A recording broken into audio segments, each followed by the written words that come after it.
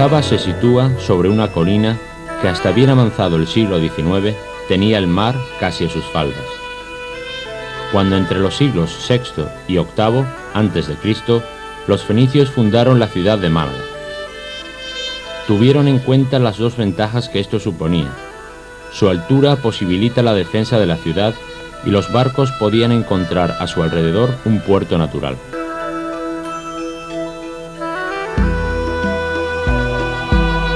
Hay una larga historia hasta que en el periodo musulmán de Málaga se edifica la Alcazaba en forma cercana a la que tenemos hoy, y casi un milenio más hasta nuestros días.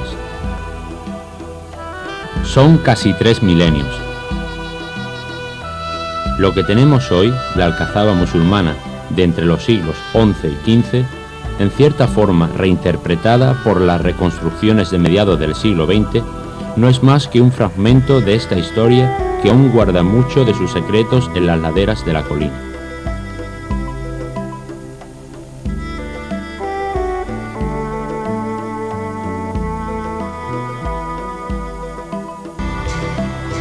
Para entender la Alcazaba hay que comprender las funciones internas de sus diferentes partes y muy especial su papel respecto a la ciudad a la que a lo largo de la historia defiende, domina, representa y por la que en los últimos siglos es invadida.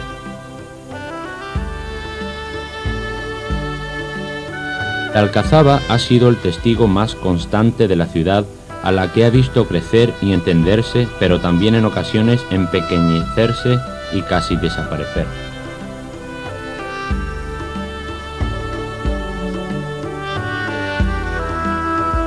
El conocimiento de la fortaleza musulmana avanza con las nuevas investigaciones unidas a su conservación. Para hacerlo se utilizan todo tipo de medios, obras literarias y documentos de la época, inscripciones árabes, estudios sobre los tipos de material constructivo utilizado, incluyendo su análisis físico, químico y los tipos de torres, arcos, capiteles, puertas, planta de los edificios. Málaga es sin lugar a dudas una ciudad de origen fenicio.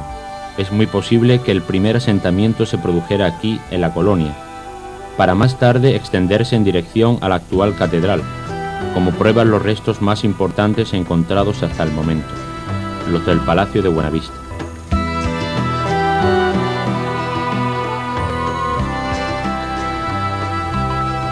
Los vestigios que se han ido hallando y los que están por descubrir alrededor de la Alcazaba nos hablan de una enorme riqueza de restos y cultura. Así solo en la ladera que mira al mar, en la zona llamada de los Campos Elíseos, se ha excavado un cementerio que nos habla de la muerte de sus habitantes y cómo los viejos elementos fenicios y cartagineses perduraron y se mezclaron en época romana. También se encontró una villa bajo imperial romana en Puerta Oscura, que nos habla de la vida de las élites, varios siglos después de un mundo en profundos cambios y crisis.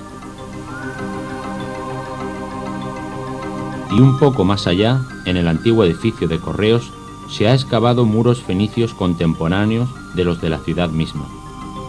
Quizás marca el límite del puerto.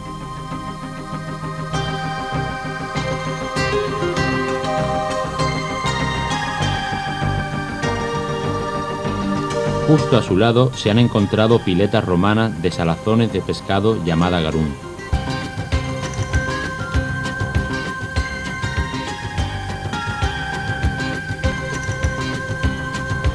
La ciudad de Málaga continúa existiendo a través de los siglos y se vio incluida en los imperios romanos y bizantino y en el reino visigodo hasta la invasión musulmana del 711 después de Cristo.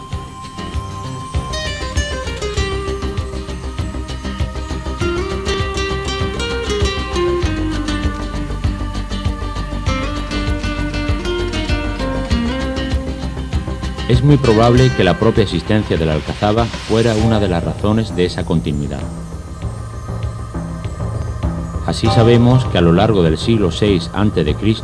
otras ciudades fenicias cercanas desaparecieron, quizás porque no contaron con sus posibilidades defensivas.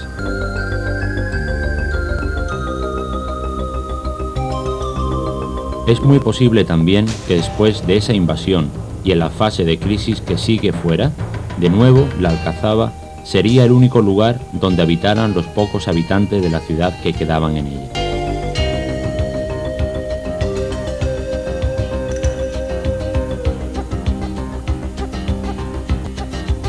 La colina que hoy ocupa la Alcazaba era mucho más que una fortaleza. Durante buena parte de la antigüedad es muy probable que Málaga tuviera dos barrios, el de la Alcazaba y el de la zona baja, bien conectados con casas y calles que las unían.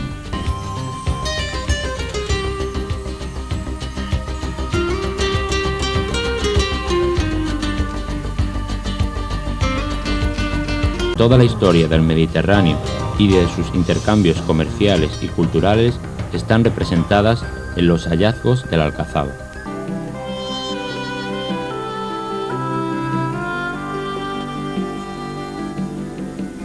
Es muy posible que en la zona donde confluyen ambas laderas se encontrase el puerto principal fenicio y romano, lo que hace que no sea de extrañar que al excavar los cimientos del edificio de la aduana en el siglo XVIII aparecieran también todo tipo de restos arqueológicos romanos.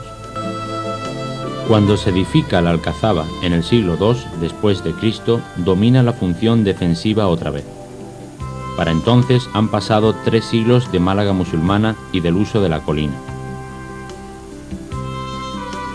Ahora, a esa función de defensa de la ciudad se añade la de asegurar y reafirmar el poder de sus dirigentes.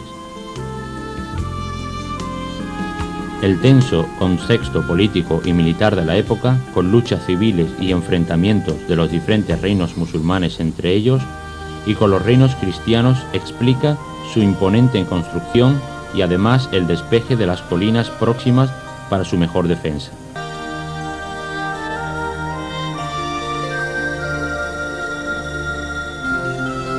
La Alcazaba, desde la que se domina a la ciudad, se aleja de ella.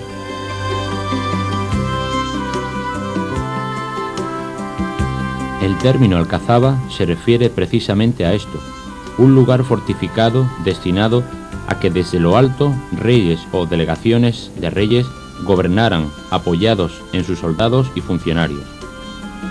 Cuando la ciudad formó parte del reino nazarí de Granada, se le añadieron más construcciones, y muy en especial la fortaleza superior de Gibralfaro, a la que se unió con otro poderoso sistema de murallas.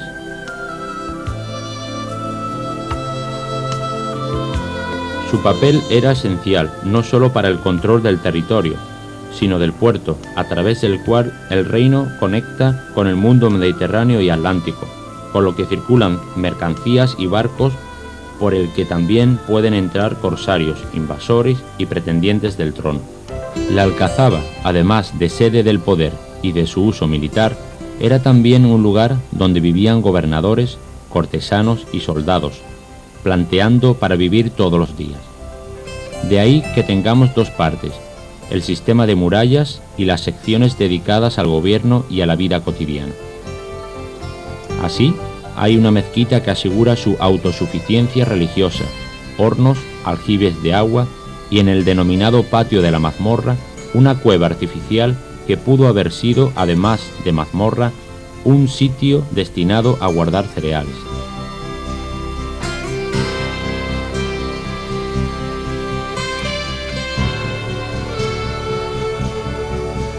No hay que olvidar que el conjunto estaba pensado para soportar asedios como el que sufrió en un caso y que duró 6 meses, o para albergar a 1000 caballeros como ocurrió en otro. Es característico que lo impresionante sean las defensas, pero notando la zona oficial y de residencia replanteada en época nazarí, donde los palacios en sí no eran edificados espectaculares de grandes fachadas, sino espacios sencillos que reservaban su complejidad para la decoración de sus paredes, techos y suelos con adornos de rica polocromía en los que predominaban las alabanzas a Alá. No es extraño que en las zonas que servían de salas de recepción y de residencia de los gobernantes, conocidas como cuartos de Granada, todo parezca articularse alrededor de patios con fuentes o albercas, en los que no pueden faltar el jardín.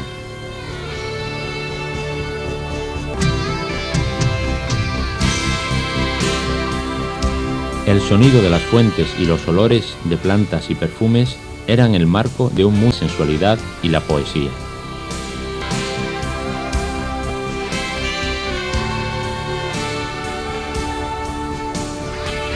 En 1487, y después de un duro asedio en la que se probó la capacidad defensiva de la Alcazaba y Gibraltar, Málaga se rindió y pasó a formar parte del reinado de Castilla-León. A partir de ahora la ciudad ya no fue dirigida desde la Alcazaba, que quedó reducida a un papel defensivo cada vez más precario, y gobernada por un alcaide nombrado por el rey. La ciudad y la Alcazaba se miran indiferentes. Al mismo tiempo su imagen se multiplicaba por el mundo. Ya desde su construcción, las descripciones de Málaga de los autores cristianos y musulmanes destacaban al hablar de esta ciudad famosa por su puerto, sus frutos y su comercio.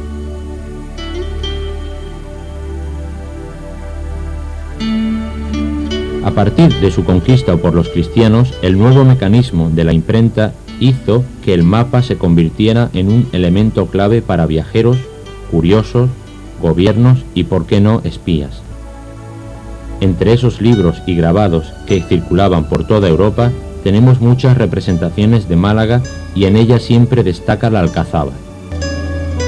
Paradójicamente, el descenso de su importancia real fue paralelo a la multiplicación de su papel de símbolo y emblema de la ciudad.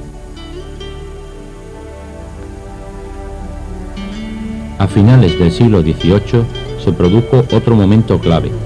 La edificación de la aduana destruyó el sistema defensivo situado en la zona y se desmilitarizó la Alcazaba, lo que marcó a su vez una nueva época. La fortaleza, que en otro tiempo había dominado la ciudad, ahora se vería invadida por ella, haciéndola suya.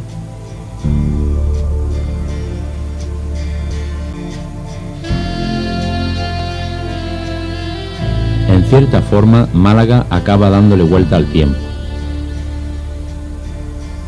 Poco a poco, desde finales del siglo XVIII y durante los siglos XIX y parte del XX, las murallas y las torres, que eran aún utilizables, fueron adaptadas para su uso como viviendas o muros, mientras que donde había claros o ruinas se edifican calles y casas. Las laderas se volvieron a poblar y la Alcazaba y sus colinas se convirtieron otra vez en un barrio más de Málaga. Incluso varias fortificaciones en la zona baja se derribaron, igual que en otras muchas ciudades europeas, en nombre del progreso.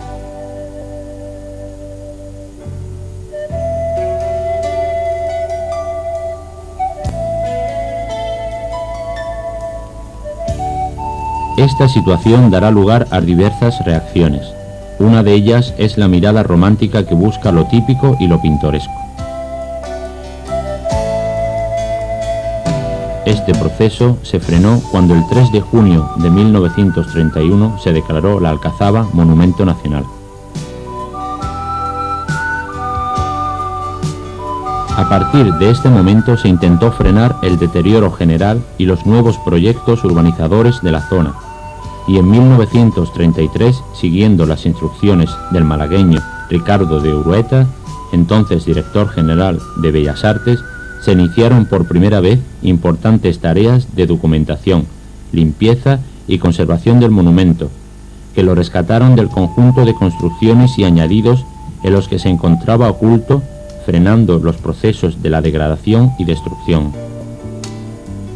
El barrio desapareció de las laderas de la Alcazaba y de esta misma.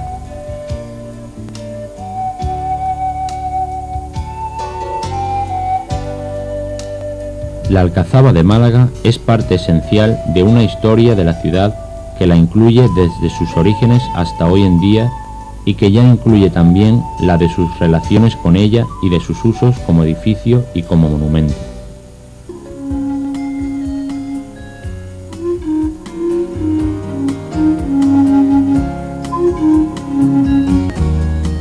En lo que vemos y en lo que queda por descubrir están algunas de las claves más importantes de la vida del Mediterráneo occidental a través de los milenios, de los que la ciudad de Málaga y su alcazaba han sido uno de los testigos más antiguos y más permanentes.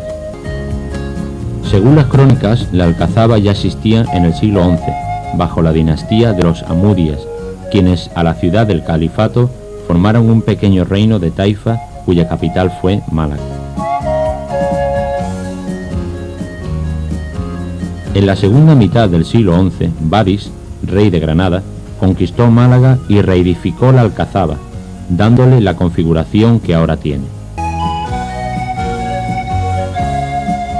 En la época nazarí, a finales del siglo XIII o principios del siglo XIV, hubo de rehacerse, reforzando muros y torres con fábrica de mampostería.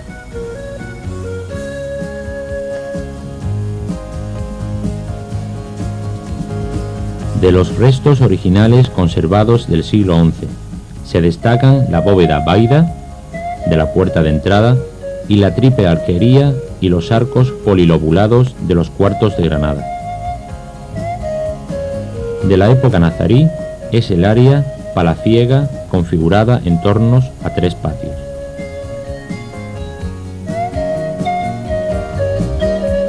La alcazaba de Málaga es una obra militar de gran importancia. Ocupa la parte alta de un cerro y se adapta magníficamente a su topografía, que incrementa el carácter defensivo de sus altos muros y torres.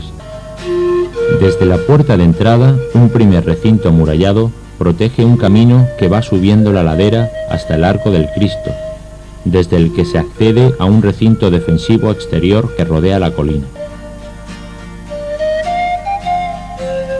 A través de la puerta de los Arcos de Granada se entra en el recinto interior que alberga los palacios y o cuartos de Granada, residencia del gobernador y el barrio de casas, donde se alberga la tropa y la servidumbre.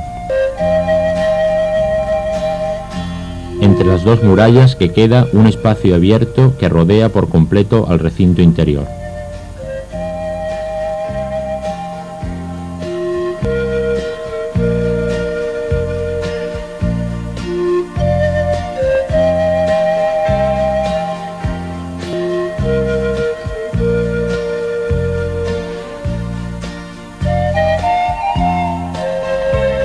La alcazaba es una joya malagueña que debe perdurar por los siglos de los siglos.